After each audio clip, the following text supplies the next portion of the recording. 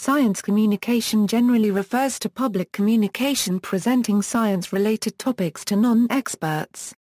This often involves professional scientists, but has also evolved into a professional field in its own right. It includes science exhibitions, journalism, policy or media production. Science communication can aim to generate support for scientific research or study, or to inform decision-making, including political and ethical thinking. There is increasing emphasis on explaining methods rather than simply findings of science. This may be especially critical in addressing scientific misinformation, which spreads easily because it is not subject to the constraints of scientific method. Science communicators can use entertainment and persuasion, including humor, storytelling and metaphors. Scientists can be trained in some of the techniques used by actors to improve their communication. Science communication can also simply describe communication between scientists, as well as between non-scientists. Motivations. Partly due to a market for professional training, science communication is also an academic discipline. Journals include Public Understanding of Science and Science Communication. Researchers in this field are often linked to science and technology studies, but may also come from history of science, mainstream media studies, psychology or sociology. As a reflection of growth in this field, academic departments, such as the Department of Life Sciences Communication at the University of Wisconsin-Madison, have been established to focus on applied and theoretical communication issues. Agricultural communication is considered a subset of science communication from an academic and professional standpoint relating to agriculture-related information among agricultural and non-agricultural stakeholders. Health communication is a related discipline. Writing in 1987, Geoffrey Thomas and John Durand advocated various reasons to increase public understanding of science, or scientific literacy. If the public enjoyed science more, they suggested there would presumably be more funding, progressive regulation, and trained scientists. More trained engineers and scientists could allow a nation to be more competitive economically. Science can also benefit individuals. Science can simply have aesthetic appeal. Living in an increasingly technological society, background scientific knowledge can help to negotiate it. The science of happiness is an example of a field whose research can have direct and obvious implications for individuals. Governments and societies might also benefit from more scientific literacy, since an informed electorate promotes a more democratic society. Moreover, science can inform moral decision-making. Bernard Cohen points out potential pitfalls in improving scientific literacy. He explains first that we must avoid scientific idolatry. In other words, science education must allow the public to respect science without worshipping it, or expecting infallibility. Ultimately, scientists are humans, and neither perfectly altruistic, nor competent.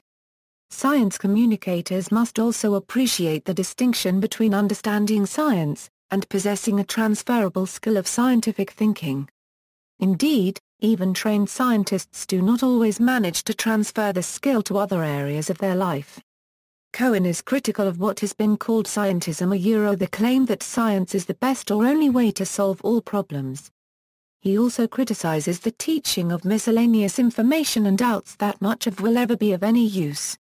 Much of scientific knowledge, particularly if it is not the subject of public debate and policy revision, may never really translate to practical changes for the lives of the learners. Many criticisms of academic research in public understanding of science come from scholars in science and technology studies. For example, Stephen Hilgertner argues that what he calls the dominant view of science popularization tends to imply a tight boundary around those who can articulate true, reliable knowledge. By defining a deficient public as recipients of knowledge, the scientists get to contrast their own identity as experts. The process of popularization is a form of boundary work. Understood in this way, science communication may explicitly exist to connect scientists with the rest of society, but its very existence only acts to emphasize it, as if the scientific community only invited the public to play in order to reinforce its most powerful boundary. Biologist Randy Olson adds that anti-science groups can often be so motivated, and so well funded, that the impartiality of science organizations in politics can lead to crises of public understanding of science. He cites examples of denialism to support this worry. Journalist Robert Krulwich likewise argues that the stories scientists tell are invariably competing with the efforts of people like Adnan Oktar. Krulwich explains that attractive, easy-to-read, and cheap creationist textbooks were sold by the thousands to schools in Turkey due to the efforts of Oktar. Methods. Marine biologist and filmmaker Randy Olson published Don't Be Such a Scientist, Talking Substance in an Age of Style. In the book he describes how there has been this unproductive negligence when it comes to teaching scientists to communicate. Don't Be Such a Scientist is written to his fellow scientists, and he says they need to lighten up. He adds that scientists are ultimately the most responsible for promoting and explaining science to the public and media. This, Olson says, should be done according to a good grasp of social science. Scientists must use persuasive and effective means like storytelling. Olson acknowledges that the stories told by scientists need not only be compelling, but also accurate to modern science, and says this added challenge must simply be confronted.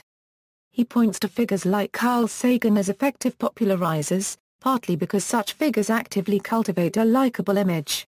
As his commencement address to Caltech students, journalist Robert Krulwich delivered a speech entitled Tell Me a Story. Krulwich says that scientists are actually given many opportunities to explain something interesting about science or their work, and that they must seize such opportunities. He says scientists must resist shunning the public, as Sir Isaac Newton did in his writing, and instead embrace metaphors the way Galileo did. Krulwich suggests that metaphors only become more important as the science gets more difficult to understand. He adds that telling stories of science in practice, of scientists' success stories and struggles, helps convey that scientists are real people. Finally, Krulwich advocates for the importance of scientific values in general, and helping the public to understand that scientific views are not mere opinions, but hard-won knowledge. Actor Alan Alda helps scientists and PhD students get more comfortable with communication with the help of drama coaches. Imagining Science See Euro Unregistered Trademark S Publics equals. Many criticisms of the PUS movement have emphasized that this thing they were calling the public was somewhat of a black box. Approaches to the public changed with the move away from PUS. Science communication researchers and practitioners now often showcase their desire to listen to non-scientists as well as acknowledging an awareness of the fluid and complex nature of modern social identities. At the very least, people will use plurals, publics or audiences.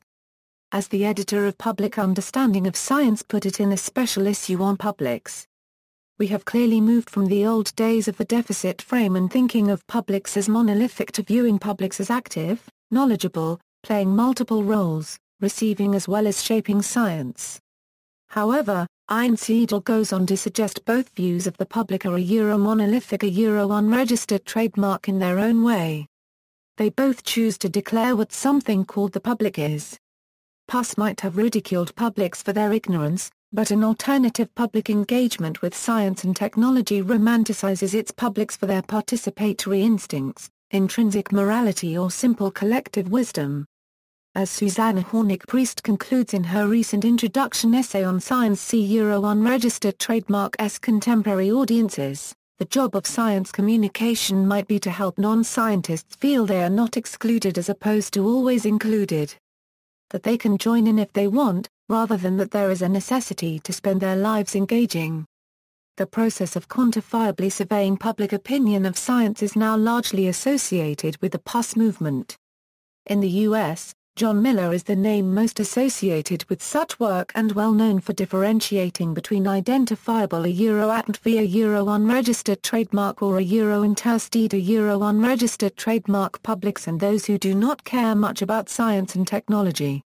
Miller, a Euro-unregistered trademark S work questioned whether American publics had the following four attributes of scientific literacy: knowledge of basic textbooks, scientific factual knowledge, an understanding of scientific method, appreciated the positive outcomes of science and technology, rejected superstitious beliefs such as astrology or numerology. In some respects, John Deere anti-Euro unregistered trademark S work surveying British public applied similar ideas to Miller. However, they were slightly more concerned with attitudes to science and technology, rather than just how much knowledge people had. They also looked at public confidence in their knowledge, considering issues such as the gender of those ticking Donia Euro unregistered trademark T-no boxes. We can see aspects of this approach, as well as a more Euro-pester Euro unregistered trademark influenced one, reflected within the Eurobarometer studies of public opinion. These have been running since 1973 to monitor public opinion in the member states, with the aim of helping the preparation of policy. They look at a host of topics, not just science and technology but also defence, the euro, EU enlargement and culture. Eurobarometer a Euro unregistered trademark S recent study of Europeans a Euro unregistered trademark attitudes to climate change is a good example. It focuses on respondents a Euro unregistered trademark a Euro subjective level of information a Euro unregistered trademark. Asking a Euro personally, do you think that you are well informed or not about a Euro? Rather than checking what people knew. Frame analysis science communication can be analyzed through frame analysis, a research method used to analyze how people understand situations and activities. Some features of this analysis include, public accountability, placing a blame on public actions for value, for example political gain in the climate change debate, runaway technology, creating a certain view of technological advancements, for example photos of an exploded nuclear power plant, scientific uncertainty, questioning the reliability of a scientific theory, for example arguing how bad global climate change can be if humans are still alive. See also British Science Association, the Centre for Communicating Science, list of popularisers of science. References. Further reading, Bauer, M. and Bickey, M. Journalism, Science and Society. Bickey, M. and Trench, B. Handbook of Public Communication of Science and Technology. Gregory, J. and Miller, S. Science and Public Communication, Culture and Credibility. Holliman, R.A.L. Investigating Science Communication in the Information Age, Implications for Public Engagement and Popular Media. Nelkin, D. Selling Science, How the Press Covers Science and Technology, 2nd edition. Saab, B.J. Engaging the Clutch of the Science Communication Continuum a Euro Shifting Science Outreach into High Gear E12. External links, Science Communication Graduate Program, Indian Science Communication Society, Journal of Science Communication, Current Discussions on Science Communication, University of Oxford, Talking to Camera, Teaching Scientists to Communicate, the Centre for Communicating Science, Stony Brook University, Science Communication Professionals Group on LinkedIn.